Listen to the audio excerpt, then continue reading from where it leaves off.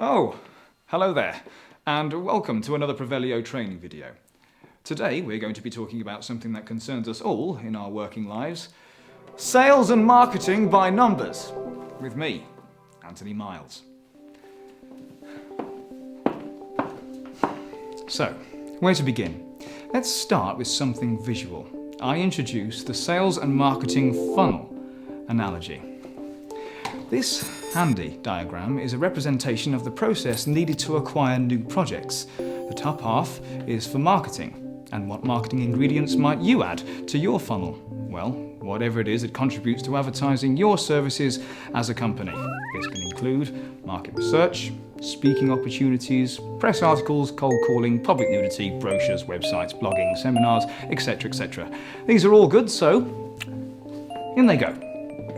This leads us to the second stage of our analogy, the lower half of the funnel, which represents sales and acts as a filter for your marketing efforts. There are layers to the sales process once you've gotten that lead.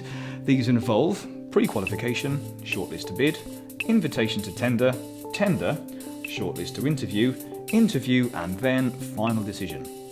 Through the sales filtering process, we reach the end of the funnel and finally get our hands on our sexy new projects. But you get the idea. Marketing goes in through a sales filter, projects come out. So keep throwing more marketing in and more projects come out, correct? Well, technically, yes. But let's look at the numbers. So, you want to get 4 new projects. What is it going to take to hit that target? Projects require interviews, so here are 4 interviews. 1, 2, 3, 4. If you had a 100% success rate, those 4 interviews would land you 4 projects. But unfortunately, you're not that talented. So, let's say your average success rate currently stands at 1 in 4. So the result of 4 interviews is no, no, no, yes. To meet your target of 4 projects, you will need 16 interviews. 1 out of 4 going well means that 12 will be rejections and 4 successful. Simple, right? Now, to get your 16 interviews, you will need to be shortlisted. On average, you have a 1 in 3 success rate for bidding. Lose, lose, win.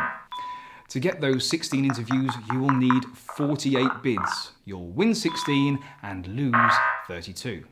Next, you have to qualify to tender. Simply put, are you suitable for the job? Let's say a 1 in every 2 jobs is suitable for your company. So those 48 bids, you will need 96 invites. And lastly, and all together now, marketing. Thank you.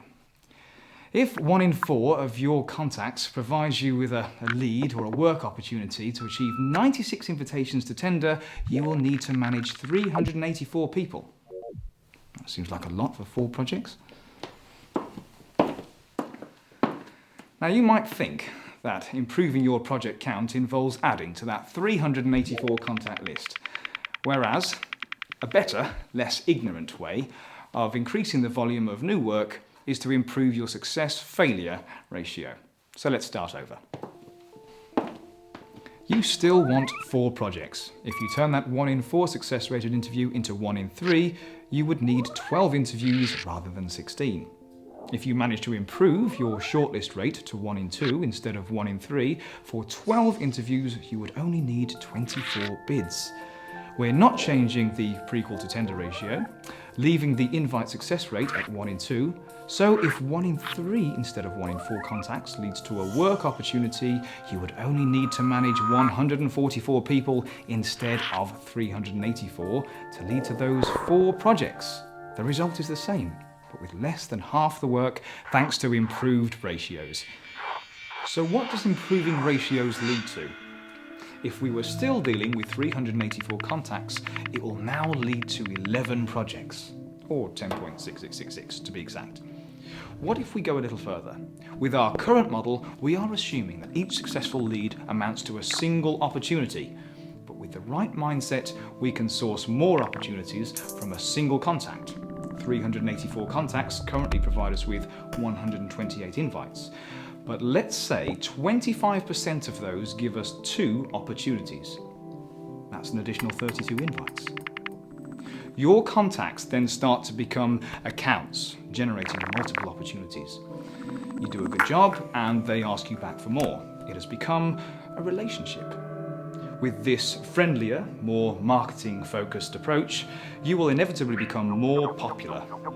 Let's imagine you improve the system for managing your contact base, increasing from 384 contacts to 500.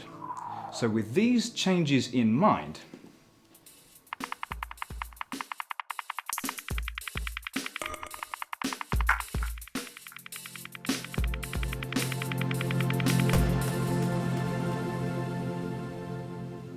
"17 projects, over 4 times as many as our original target. Well done, congratulations, well done, but let's not get carried away." So, you saw how small changes in attitude to your marketing and selling approach equals big improvements in your achievements. We started with a target of 4 projects and then ended up with 17. We didn't drastically change our model, we simply improved our performance, managed the contacts, and then aimed high. This was done by stretched targets, aiming to grow bigger than planned.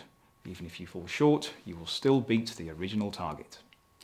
Managing relationships, managing the relationships and the accounts to generate the maximum opportunities, and strike rate, improving success at each stage of the funnel. These are simple but proven tactics to give you a functioning, well-oiled marketing and selling machine. I'm Anthony Miles, and you now know what to do. Good luck.